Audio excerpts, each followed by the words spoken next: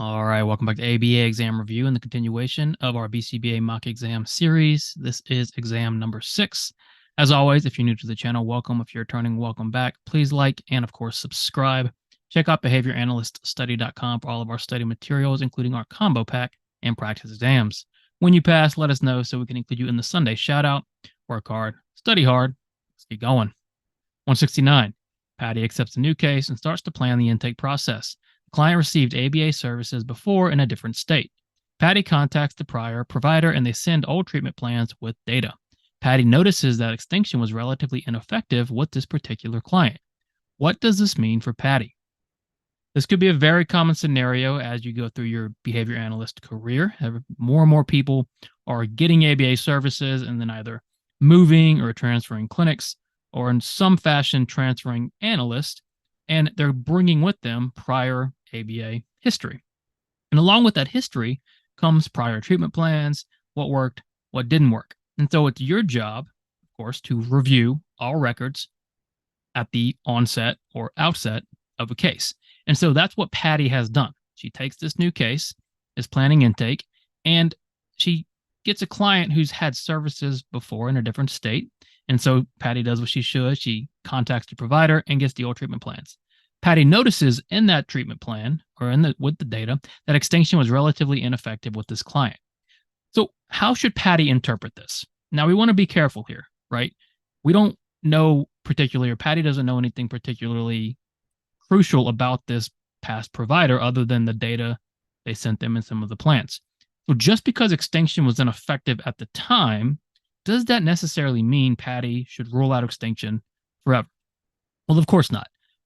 The environment is what we analyze, what we examine relative to behavior, and who knows what was going on with that client in that environment at that time. Is it still useful? Of course. Patty still has to use this knowledge to shape how she conducts her assessments and how she treatment plans on her own. So ultimately, what does this mean for Patty?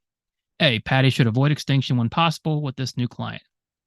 There's no way to know that yet. Patty hasn't done her own assessment. So no matter how much data you get, how many plans you get from prior providers, you still must conduct your own assessment.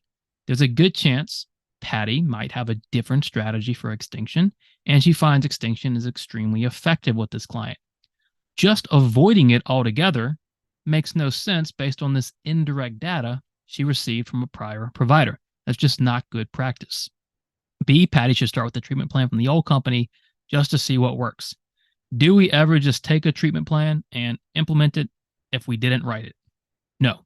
Even if we wrote a treatment plan for a different client, we can't just take that plan and plagiarize it to a separate client.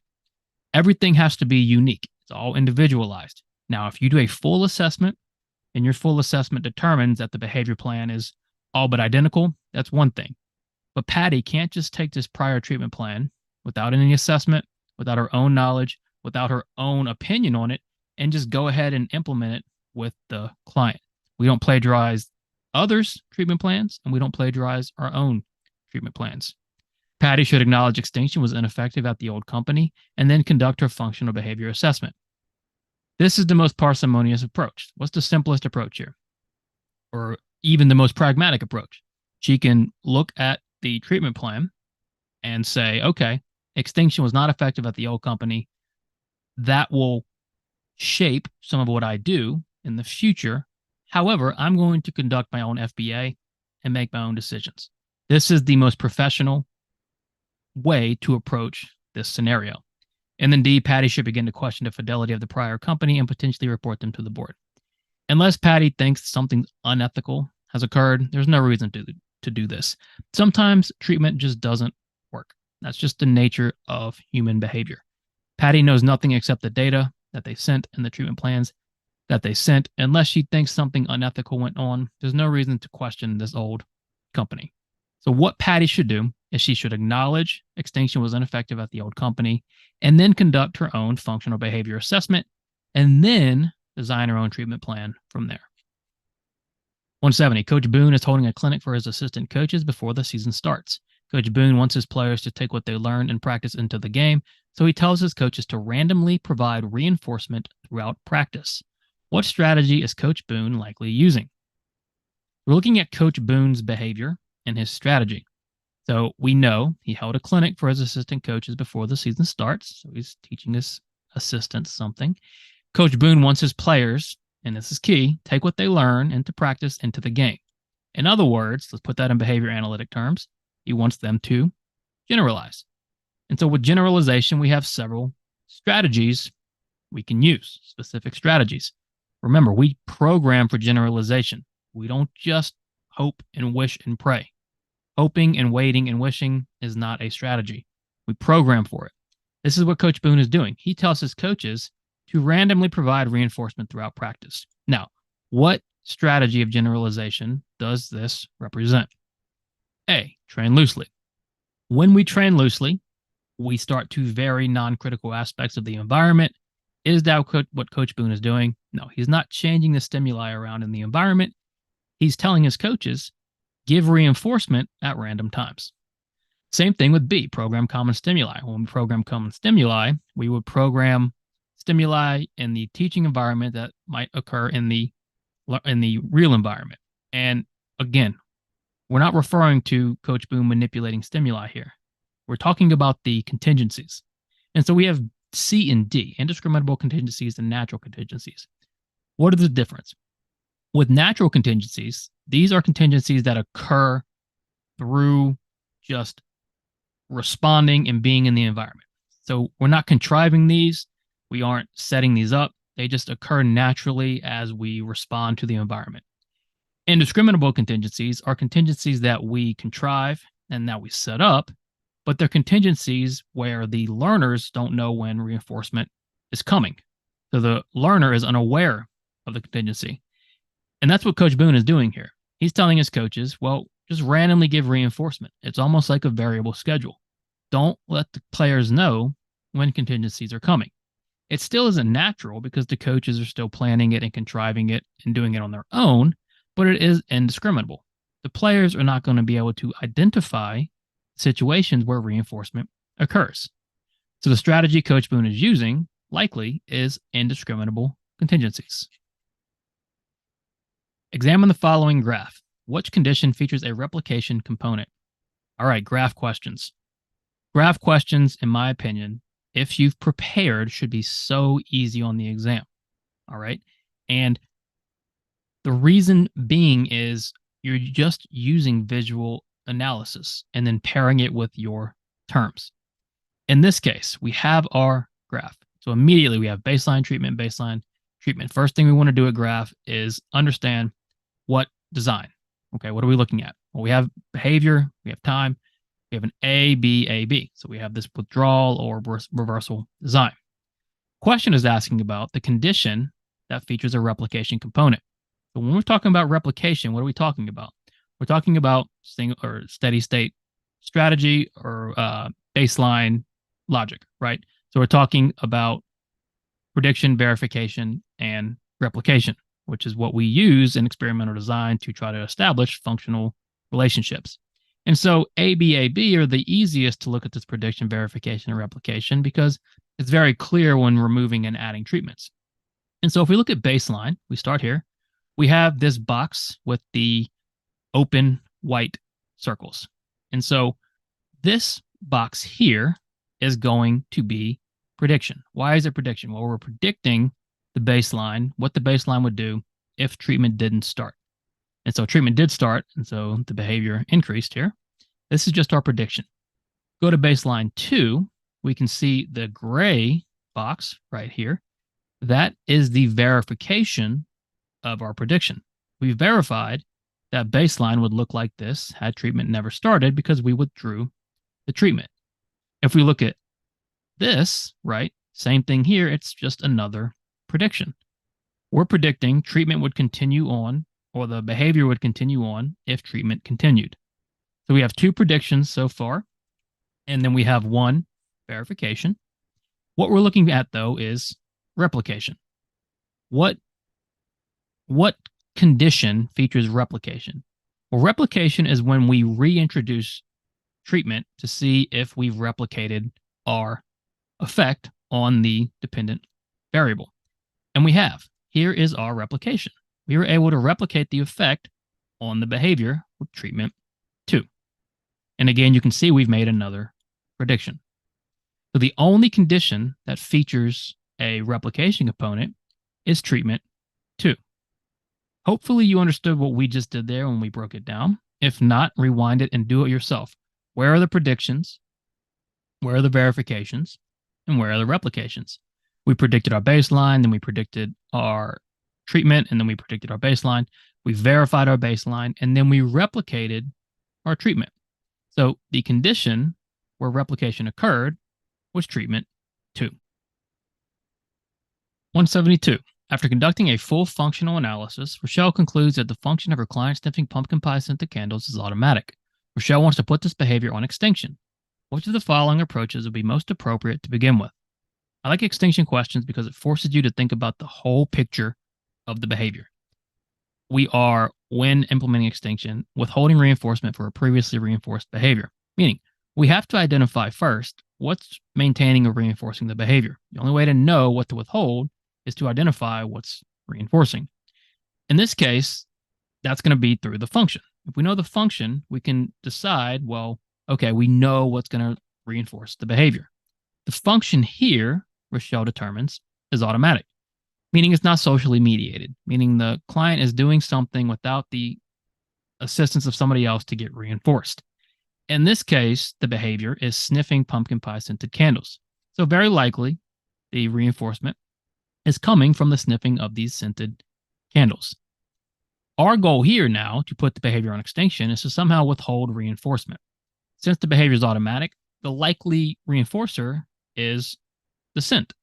We have to figure out a way for the client to sniff these candles without receiving the reinforcement of the scent. So what approach could we begin with? A, remove all candles from the client's environment following the start of the intervention. Now remember, extinction does not mean preventing the response from occurring. If the response doesn't occur, then you can't put it on extinction. By definition, the response must occur because extinction is withholding reinforcement from a response. If the response doesn't occur, you can't withhold reinforcement from anything. So removing the opportunity to respond is not extinction. So A is out. B, provide access to candles, but prevent the client from sniffing the candle. Same thing here. You've got to give them a chance to respond. The only way to withhold reinforcement is if they respond. So A and B aren't even giving us a chance to put the behavior on extinction. C, purchase candles with no smell and replace the pumpkin pie candles. All right, this seems like a pretty good strategy. The client can still sniff the candles. However, they're not going to get any scent. And we can't be 100% sure that's what's maintaining it. But so far, it seems like the best option. We are withholding something following the response. It's as close to its extinction as we've gotten so far. And then D, teach the client to request for pumpkin pie. Nowhere in the scenario have we talked about pumpkin pie or the client wanting pumpkin pie. It's a pumpkin pie scented candle, but that's a far cry from requesting pumpkin pie. Down the line, maybe a functional communication goal is the pumpkin pie request, but it doesn't really apply here. Additionally, teaching the client functional communication is different than extinction. So you've got to focus on the task at hand, which is extinction, which is withholding reinforcement from a response. The only option where we withhold reinforcement from a response is going to be C. Purchase candles with no smell and replace the pumpkin pie candles. This is a good extinction question. Make sure you understand how we got there. 173, a sleep training book recommends new parents wait 10 minutes before checking on their crying baby. Yuli tracks her behavior, and the data indicate she checked on her baby after 7 minutes, 9 minutes, 12 minutes, 10 minutes, 3 minutes, and 10 minutes, respectively. What was Yuli's average latency? So we have an average question. Remember, you need to know how to find totals, averages, percentages, rates, all of these simple math equations you've got to know how to do. Here, we're looking at what? We're looking at latency. And what is latency? Latency is the time in between the SD and the response. And so the SD here, based on the training book, is the crying baby. The book says you should wait 10 minutes before checking on the crying baby. So baby cries is the SD, checking on the baby is the response. The latency is time in between. Our data show that the latency first was what? Well, 7 minutes, then 9, 12, then 10, then 3, and then 10. Those are our latencies. How are we going to find our average? Well, to find the average, you add up all your data, so 7 plus 9 plus 12 plus 10 plus 3 plus 10, and then you divide by your number of data points, which is 1, 2, 3, 4, 5, 6, and we're going to get 8.5 minutes on average. 3.4 would have been if you did enter response time, but we aren't looking at enter response time. We're looking at latency. You need to know a few different things here, how to find averages, what a latency is. If you can do that, this question becomes very, very simple and straightforward. And then 174, the light above your stove has burnt out. You need to replace the light bulb, but have not gotten around to it. It's been a couple of weeks, but you still sometimes try to turn the light on, even though you haven't changed the bulb. What is likely occurring? Let's think about this situation. What is likely occurring? Your stove light burnt out. You need to replace the light, but you haven't done it. The stove light is still burnt out. It's been a couple of weeks, meaning if you try to turn the light on, it doesn't happen. However, you're still trying to turn the light on occasionally. What is this called? Well, it's either extinction burst or spontaneous recovery. Now, how can we rule out extinction burst? Well, with an extinction burst, what happens to the behavior? It increases temporarily, meaning it's going to happen more than usual. If you're only sometimes occasionally turning the light on, you're not really increasing that rate of behavior or the frequency of behavior. Your behavior's already been through extinction. What's occurring is occasionally the behavior comes back out of nowhere because that's what spontaneous recovery is. Occasionally, you'll still try to turn the light on, even though reinforcement is no longer available. It's not regression. Remember, regression is not a behavior analytic term. Do not use it when using technical language. And then conditioned punishment. Well, your behavior is not being punished. It was put on extinction because the light wouldn't come on when you turned it on. And now occasionally the behavior will come back through spontaneous recovery, but there is no punishment going on. So what is likely occurring? B, spontaneous recovery. Thank you for watching. Check out behavioranalyststudy.com for study materials. Follow ABA Exam Review on YouTube. Please subscribe. Let us know when you pass so we can include you in the Sunday shout out. Work hard, study hard. See you soon.